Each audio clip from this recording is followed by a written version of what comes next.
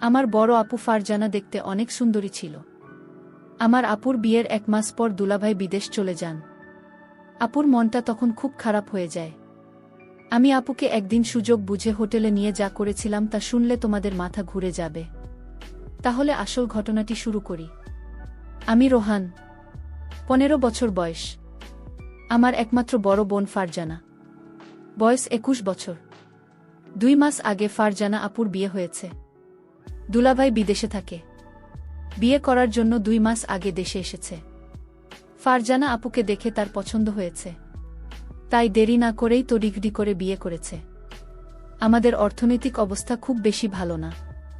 বাবা একটা ছোট বেসরকারি প্রতিষ্ঠানে কাজ করেন। ঢাকা শহরে থাকা খাওয়ার খরচ সামলানো কঠিন। তাই দুলাভাই এর মতো একটা ভালো ছেলেকে পেয়ে বাবা আর মা কোনো দেরি করতে চায়নি। ফারজানা আপু বিয়েতে খুব খুশি ছিল।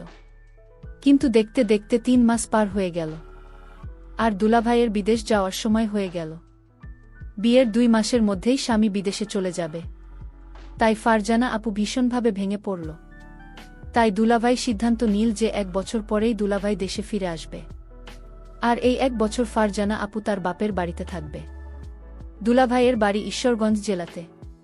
তাই বিদেশে যাওয়ার 1 সপ্তাহ আগেই ফারজানা আপুকে সাথে নিয়ে ঢাকাতে আমাদের বাসায় চলে আসলো। ফারজানা আপু দুলাভাই আসতে বাবা মা আমরা সবাই খুব খুশি হলাম। দুলাভাই আর ফারজানা আপুর সাথে আমি খুব আনন্দের সাথে সময় কাটাতে লাগলাম। আমাকে দেখে আপু একটা মুচকি হাসি দিল। কাপুর মুচকি হাসিতে আমার সাহস আরও বেড়ে গেল। আমি আপনাকে বললাম, আপু তুমি আমাকে দেখে হাসছো কেন? আপু বলল, ভাই রে, এটা তো হাসি না, এটা আমার অন্তরের কান্না। আমি জিজ্ঞেস করলাম, কেন, কি হয়েছে? আপু বলল, তোর দুলাভাই বিদেশ চলে যাবে, এই কষ্ট আমি হাসছি, আর এই হাসির ভিতরে লুকিয়ে আছে আমার কান্না। দুলাভাই বিদেশ যাওয়ার আগের রাতে আমি যা দেখলাম তা আমি বুঝতে পারছি না। আপুর রুমে কি হচ্ছিল আমি তা দেখেছিলাম, আর আমি তো এখনো ভুলতে পারছি না। গতকালের দৃশ্য আমার মনে পড়তে আমার ভীষণ ভয় লাগছিল। গতকাল রাতে আপু আমাকে কিছু বলেনি, কিন্তু আজকে আমি আপুর সামনে দাঁড়াবো কিভাবে? আজকে আপু আমাকে কি বলবে? এসব ভাবতে ভাবতে আমার মাথাটা আরও ভারী হয়ে আসছিল। তখনই আমার মা চিৎকার করে আমাকে সকালে নাস্তা করার জন্য ডাক দিল।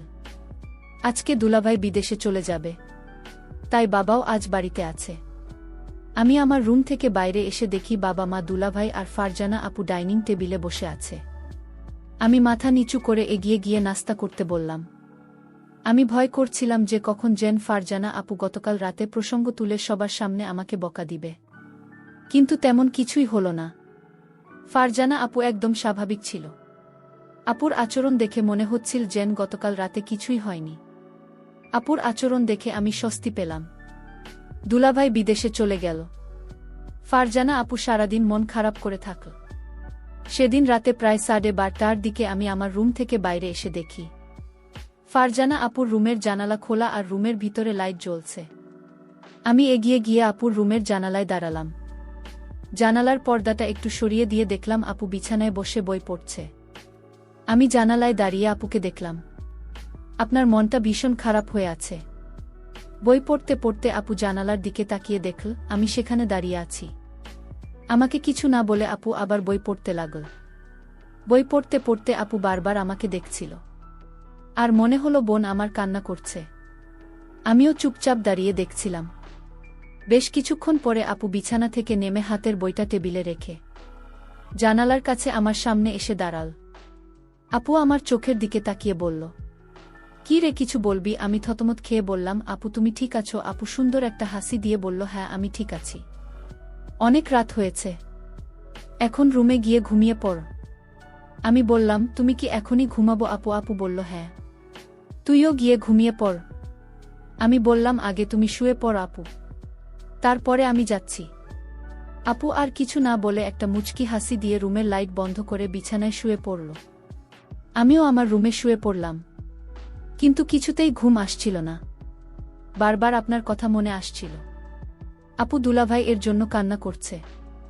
সকালে উঠে আবার সব কিছু স্বাভাবিক। দিনের বেলায় আপু কখনো রাতের বিষয়ে কোনো কথা বলতো না। দিনের আপু আর রাতের পুজো সম্পূর্ণ আলাদা।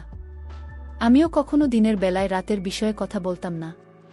এভাবেই আমাদের দিন কাটতে লাগল। দিনের বেলায় আমরা দুই ভাইবোন স্বাভাবিক আচরণ করতাম, কিন্তু প্রতিদিন রাতে আমি আপুর রুমের জানালায় গিয়ে আপুকে দেখতাম। কোনোদিন আপু জেগে থেকে বই পড়তে বা টিভি দেখত, আবার কোনোদিন আমি যাওয়ার আগে আপু রুমের লাইট বন্ধ করে ঘুমিয়ে পড়ত। প্রায় 6-7 দিন পরে একদিন রাতে আমি ফারজানা আপুর রুমের জানালায় গিয়ে দেখলাম আপুর রুমের লাইট জ্বলছে, কিন্তু রুমে আপ নাই। আমি রুমের চারিদিকে তাকিয়ে দেখলাম, আপু কোথাও নাই। হঠাৎ আপু রুমের বাথরুমের দরজা খুলে গেল। আপু বাথরুম থেকে বাহির হয়ে আসলো। আমি বললাম, আমার ঘুম আসছে না আপু। আপু বলল, বেশি রাত জাগা শরীরের জন্য ভালো না, যা গিয়ে শুয়ে পড়ো। পরের দিন আমার বাবা আর মা সারাদিন চাচার বাসায় থাকবে, রাতে ফিরবে। আজকে শুধু আমরা দুই ভাইবোন বাসায় থাকব।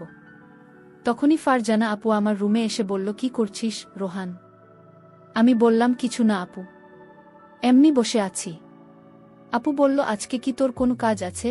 আমি বললাম, না আপু, আমার কোনো কাজ নাই।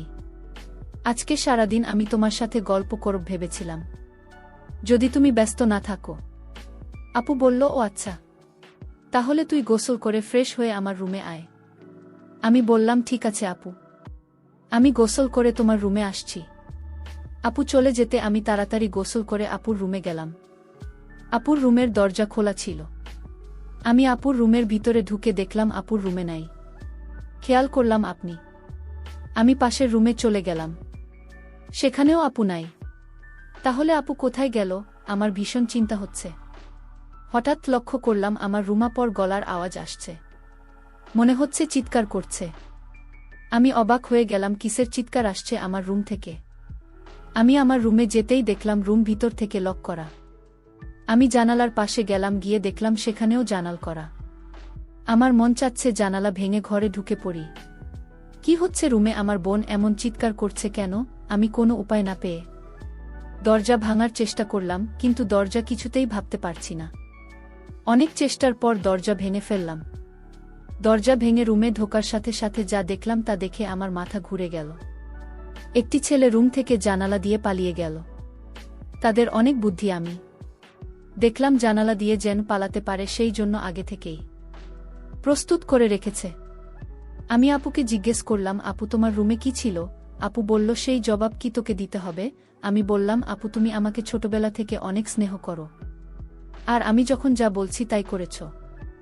আপু তুমি আমার সাথে লুকিয়ে না, এই ঘরে আর কি ছিল? বলল, আপু আমি জানতে চাই জানলা দিয়ে পালালো।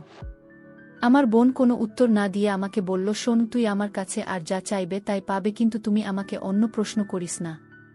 আমি ভাবলাম আপু কি বলতে চায়, আমি যা চাইব তাই পাব। আমি আপনাকে বললাম, আপু ঠিক আছে, আমি তোমার কাছে একটা জিনিস চাইব, তুমি কি দিবে? আপু বলল, বলেই দেখ না, আমি দেখি না। আপুকে কথাটা বলতে আমার খুব ভয় হচ্ছিল। আমি আমতা আমতা করে বললাম, আপু আমি তোমাকে নিয়ে দূরে কোথাও ঘুরতে যাব। আমি বাড়িতে তোমাকে আমার মনের কথাটা বলতে পারবো না, দূরে গেলে বলতে পারবো। আপু বলল, কত দূরে যেতে হবে? আমি আপনাকে বললাম, কক্সবাজার গেলেই হবে। আমি মনে মনে চিন্তা করলাম, আমার ভাইটা আমার কাছে কি এমন চাইবে যে কথাটা বাড়িতে বলতে ভয় পাচ্ছে।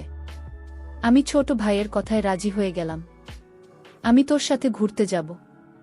আমিও জানতে চাই আমার ছোট ভাইয়ের মতো একটা কি।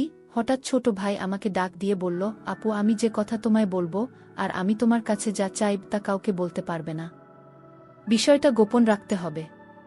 প্রমিস কাউকে বলবো না। তাহলে এখনই বলে ফেল, কি বলবি? আমার কাছে কি চাস? আপু আমি আগেই বলেছি আমি বাড়িতে বলতে পারবো না, তোমাকে কক্সবাজার নিয়ে তারপর বলবো। ঠিক আছে আমার লক্ষ্মী ভাই, তাহলে চল আজই আমরা কক্সবাজার চলে যাই। আপনার কথা শুনে আমার খুব আনন্দ লাগছে, আমার অনেক ভয় লাগছে। তাহলে চলো কালই আমরা কক্সবাজার চলে যাই। পরের দিন সকালে আমি আর আমার আপুকে নিয়ে কক্সবাজার রওনা দিলাম। আমরা সকল 8টায় বাড়ি থেকে কক্সবাজারের উদ্দেশ্যে নিয়ে রওনা দিলাম। আমরা প্রায় রাত 8টায় কক্সবাজার গিয়ে পৌঁছালাম। সারাদিন গাড়ির জার্নিতে শরীরটা আমার অনেক ক্লান্ত হয়ে গেছে। আমার চোখের পাতা কিছুতেই খোলা রাখতে পারেনি। আমি ঘুমিয়ে পড়লাম। মানে আমার আপু ঘুমিয়ে গেল। আমি আপনাকে বললাম, আপু কিছু খাবে না? আমি বাহির থেকে খাবার নিয়ে আসি। আপু বলল, না আমি কিছুই খাব না। উত্তর, ইচ্ছে থাকলে তুই হোটেল থেকে খেয়ে নে। আমি বললাম, আপু তোমাকে রেখে আমি কি খাইতে পারবো? আপু বলল, ডিস্টার্ব করিস না, আমি ঘুমাব, তুই যা পারিস না করে। বেন বেন করিস না, কাল কথা হবে, এখন ঘুমাও। আপুকে ঘুমের মধ্যে অনেক সুন্দর লাগছিল। আমিও ক্লান্ত শরীর নিয়ে ঘুমিয়ে পড়লাম। পরের দিন সকালে ঘুম থেকে উঠে আমরা সমুদ্র সেকতে ঘুরতে গেলাম। সারাদিন ঘুরলাম। এবার আপু আমায় প্রশ্ন করল, আচ্ছা রোহান, তুই কি ভুলে গেছিস? তুই আমাকে কেন কক্সবাজার নিয়ে আসি? আরে আপু, ভুলি নাই, আজ রাতে বলবো। আপু, যদি তুমি আমার কথা না রাখ তাহলে আমি কিন্তু এদিনের রাতের ঘটনা ফাঁস করে দেব। আপু তখন আমার দিকে রাগান্বিত চোখে তাকিয়ে বলল, রোহান, আমি কিনা করেছি তোর কথা রাখব না? তারপর সন্ধ্যা হয়ে আসছে। আমি আপনাকে বললাম, আপু চলো হোটেলে যাই। রাতের খাবার হোটেলে খেয়ে তারপর আজ আমরা হোটেলেই থাকব। আপু তখন বলল, হোটেলে কেন? এখানে তো দুই ভাইয়ের ছোট ভাইয়ের বাসায় থাকতে পারি। আর আমরা তো গতকাল এখানে ছিলাম। আমরা কেন শুধু শুধু তথা ভাড়া দিয়ে হোটেলে থাকব? আমি বললাম, হোটেল না থাকলে যে আমার মনের কথাটা বলতে পারবো না আপু। আপু তখন বলল, ঠিক আছে, তুই যা বলবি তাই হবে। তারপর আমরা একটা হোটেলে গিয়ে উঠলাম। আমি আপুকে যে কথাটা বলব সেই কথা শুনে আপু কি আমার প্রতি রাগ করবে? আমি এসব চিন্তা করছিলাম। আপু আমায় বলল, রোহান, তুই কি চিন্তা করছিস? আমি আপনাকে বললাম, আপু আমি যে কথাটা বলবো তা শুনলে তুমি রাগ করবে না তো? আপু বলল, আমি কতবার বলবো আমি রাগ করব না। আমি কাউকে কিছু বলবো না, তুই নির্ভয়ে আমাকে তোর মনের কথা বলতে পারিস। আপনার কথা শুনে আমি কিছুটা সাহস পেলাম। আমি আপনাকে বললাম, আপু আমি ছোটবেলা থেকেই তোমাকে অনেক পছন্দ করি। আর দুলাভাই বিদেশ যাওয়ার পর থেকে আমি লক্ষ্য করছি তুমি সব সময় মনমরা হয়ে থাকো। আমি তোমার কষ্ট বুঝি। তুমি চাইলে তোমার কষ্ট আমি দূর করে দিব। আপু বলল, তুই আমার কষ্ট বুঝিস? আরে আপু, ছোট থেকে আমরা একসাথে বড় হয়েছি, আমি তোমার মনের কথা বুঝবে কি বুঝবে? আমি জানি তোমার ভিতর কিসের অভাব কাজ করছে। ছোট ভাইয়ের কথা শুনে আমি কিছুটা আশ্চর্য হলাম। বলে কি সে আমার মনের খবর সব জানে? আচ্ছা বেশি কথা না বলে তুই বল আমার কাছে কি চাস? আপু আমি ছোটবেলা থেকেই তোমাকে আমার পছন্দ, আর তাই আমি তোমার সাথে। বল, থেমে গেলে কেন? আমার সাথে কি? আপু আসলে আমার বলতে খুব ভয় লাগছে। আরে বাবা, এত ভয় করলে কি চলে, কি বলতে চাস বলে ফেলে। আপু আমার রুম থেকে যে একটা ছেলে পালিয়ে গেছিল সে কি ছিল আপু? আর এও হচ্ছে আমার স্কুল ফ্রেন্ডস। আর তার সাথে তুমি কি করছিলে আপু? আপু বলল, আমি বলতে পারবো না। তুই কি বোকা, কিছুই বুঝিস না? আমি কি করছিলাম তা কি আমার মুখ থেকে শুনতে হবে? হুম আপু, তোমার মুখ থেকে শুনতে চাই। তুমি বললে আমি অনেক খুশি হব আপু। আরে পাগল ছেলে, সেটা কি বলা যায়? সেটা তো বুঝে নিতে হবে। আমি বুঝেছি আপু। তাহলে তো হলোই। আপু আমি যা মনে মনে বুঝে নিলাম তা আমি করতে চাই। ঠিক আছে, আজ আর কোনো কথা নয়, যা হবার কাল হবে। আপুকে বললাম, আপু কাল হবে তো? আমার কথা রাখবে তো? আমি বললাম, আমি কি তোর সাথে মিথ্যা কথা বলেছি? আমারে কি তোর বিশ্বাস হয় না? যদি বিশ্বাস থাকে তাহলে এখন ঘুম, আকাল সব হবে। প্রিয় বন্ধুরা, আজ ব্যস্ততার জন্য গল্পটি শেষ করতে পারলাম না। বাকি ঘটনাটি আগামীকাল আপলোড দেওয়া হবে। সেই পর্যন্ত সবাই ভালো থাকবেন। ধন্যবাদ।